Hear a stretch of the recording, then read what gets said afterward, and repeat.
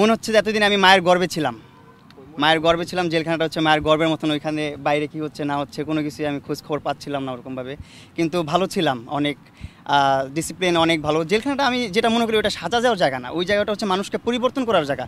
ওই জায়গাটা এত সুন্দর ডিসিপ্লিনভাবে চলাফেরা, এত সুন্দর জায়গা, একদম লাইক অনেক আমাদের বাংলাদেশ ইউনিভার্সিটি আছে, অনেক বড় বড় ইউনিভার্সিটি, ঢাকা ইউনিভার্সিটি বলতে পারেন, আপনার স্টেট ইউনিভার্সিটি, আরও বড় বড় ইউনিভার্সিটি আছে, যেসব ইউনিভার্সিটির স্টুডেন্টরা ব্যাচেলার থাকে, ওই প্যাটার্নের থাকাটা, ওই প্যাটার্নের চলাফেরা, ওই প্যাটার্নের সব কিছু একটা রুলস অ্যান্ড রেজুলেশনের উপর দিয়ে চলে।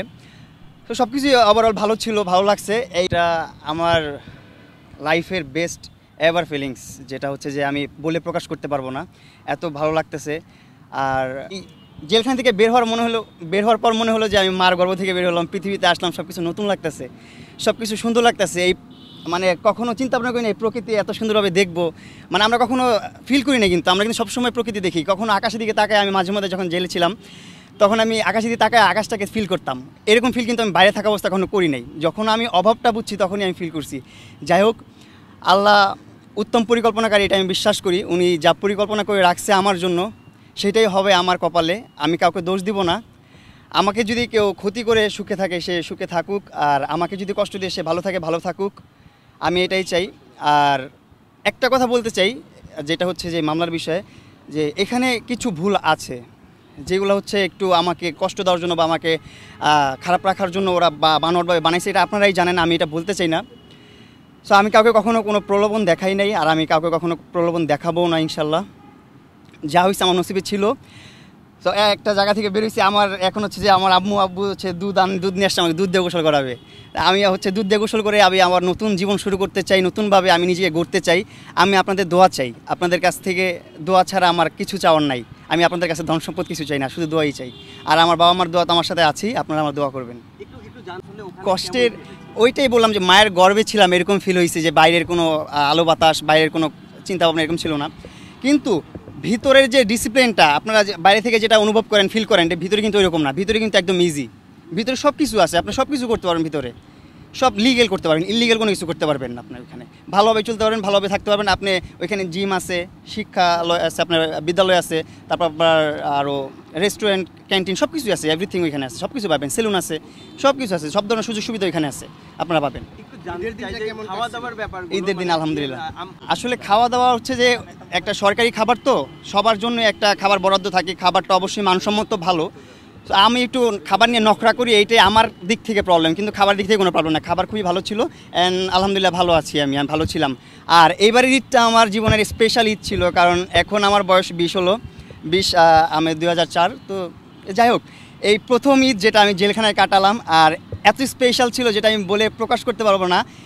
জেলা সাহেব, তারপর সুপার সাহেব যারা ছিলেন অফিসাররা, তারা খুবই আন্তরিক মানুষ, অ্যান্ড যারা ওইখানে আইনগত মানুষ সবাই খুবই আন্তরিক মানুষ, খুবই সাপোর্ট করছে আমাকে, খুবই উৎসাহিত করছে আমাকে। অ্যান্ড ওইখানে মনোচর্চার অনেক ভাইয়েরা ছিল, রকি ভাই ছিল, ওনারা আমাকে খুব সাপোর্ট করছে।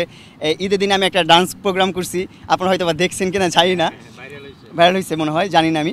সো ওইখানে আমি আমার অনেক ফ্যান ফলোয়ার, অনেক ভক্তবৃন্দ ছিল। আমি যখন প্রথম দিন জেলখানায় এন্ট্রি নিছি, নেওয়ার পর অনেক ভক্তবৃন্দ ভরে গেছে, অনেক মানুষ, সব মানে আমার কারাগারের সামনে মানুষ ভরে গেছে। সবাই এত জ্যাম কেন, এত মানুষ কেন? সবাই যারা না চিনে, যারা অনেক দিন যাবত, দীর্ঘদিন যাবত কারাগারে আছে, জেল খাটতেছে, তারা তো আর বাইরের ভার্চুয়াল জগৎটা জানে না। যেমন আমি 20 দিন যাবত কী হয়েছে ভার্চুয়াল জগতে, বাইরে কী হইতেছে এটা আমি বলতে পারি না। মানে 20 দিন আমি মায়ের গর্ভে ছিলাম, অন্ধ ছিলাম একদম, এক কথায়।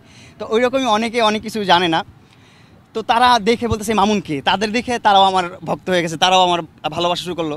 প্রথম তো ভক্ত ছিল না, তো ঈদের দিন যখন পারফরমেন্স করলাম, ডান্স করলাম, আমার প্রতিভাটা আমি তুলে ধরলাম যে আমি কিছু পারি, দেখাইলাম, তখন যারা আমাকে না চিনতো, শুধু নাম জানতো, তারাও এখন আমার ফ্যান ওইখানে, তারাও আমাকে ভালোবাসে। অ্যান্ড সবাই আমাকে অনেক আদরে রাখছে, আমি অনেক ভালো ছিলাম। অ্যান্ড জেলখানা আমি মনে করি শাস্তির জায়গা না, এটা একটা পরিবর্তনের জায়গা। ওইখানে যে আপনারা পরিবর্তন হতে পারবেন, নিজেকে শুধরাতে পারবেন, এটা একটা জায়গা। যাই হোক, ইনশাআল্লাহ আমি চেষ্টা করব। আমি ছোট মানুষ, আমি আমার বয়স 13 থেকে আমার সংসারটা চালাই। আমি, আমার বাবা, আমার মা সবাই আছে, ওনাদেরকে আমি ইচ্ছা করে আমি ব্যবসা করতে দিই না। আমার বাবা কিন্তু ব্যবসার প্রতি অনেক মানে ফ্যাসিনেশন, ওনার ব্যবসা করতেই মন চায়, টাকা লস হোক যাই হোক, উনি মাগনা যে মাল দিয়ে আসে, তারপরও ব্যবসা করতে চাই, তারপর আমি দেই না, কারণ হচ্ছে ওনাদের অনেক বয়স হয়েছে। তা আমি চিন্তা করছি আমার ফ্যামিলি আমি চালাবো। আমি বয়স 13 থেকে আমি আমার সংসারটা চালাই, আজকে 7 বছর আমি সংসারটা আমি রান করতেছি। আমার বাবা মা, ভাই বোন, ভাবি, বাস্তি এরা আছে, এদেরকে নিয়ে আমি চলতেছি। আমি চাই আমার জীবনটা নিয়ে আমি এভাবেই চলতেই, এইভাবেই লাইফটা পার করে দিতে চাই আমার বাবা মার মুখে হাসি রেখে। আর কারো ঘৃণার পাত্র হতে চাই না, আমি সবার ভালো পাত্র হতে চাই, সবার দোয়া চাই, আমি আর কিছু চাই না। না, আমি কারো উদ্দেশ্যে কিছু বলতে চাই না, আমি কাউকে বদনামও করতে চাই না, কারো দোষও দিতে চাই না। এটা আমার নসিবে ছিল, আল্লাহ তাআলা আমার কপালে রাখছে। আপনারা শুনলে অবাক হবেন, ওইখানে তো অনেকের কাজ কাম নাই, কিছু করতে পারে না কেউ। আমি তো ওইখানে আজেরই ছিলাম, 5 ওয়াক্ত নামাজের মনে করেন নামাজি ছিলাম।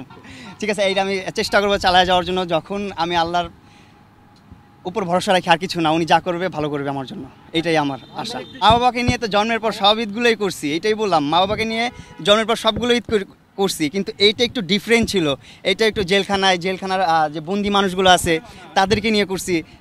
যারা এমন মানুষ আছে যারা হচ্ছে আমাকে 17 সালে ফলো করতো, তারপর থেকে জেলখানায়, তারপর থেকে আমাকে দেখে নাই, প্রথমবার জেলখানায় দেখলো এতদিন পর। তাদেরকে নিয়ে উৎসব করছি, ঈদ করছি, ভালো লাগছে, খারাপ লাগে নাই অতটা। বাবা মাকে তো অবশ্যই মিস করছি, তাদের জন্য চোখের অশ্রু মনের অজান্তেই চলে আসছে চোখ দিয়ে, এগুলো আর বলে প্রকাশ করার তো কিছু নাই। মা বাবার জন্য সবসময় একটা সফট কর্নার মনের অন্তরস্থলে থাকে, মা বাবাকে ভালোবাসি। আমরা শেষ করবো।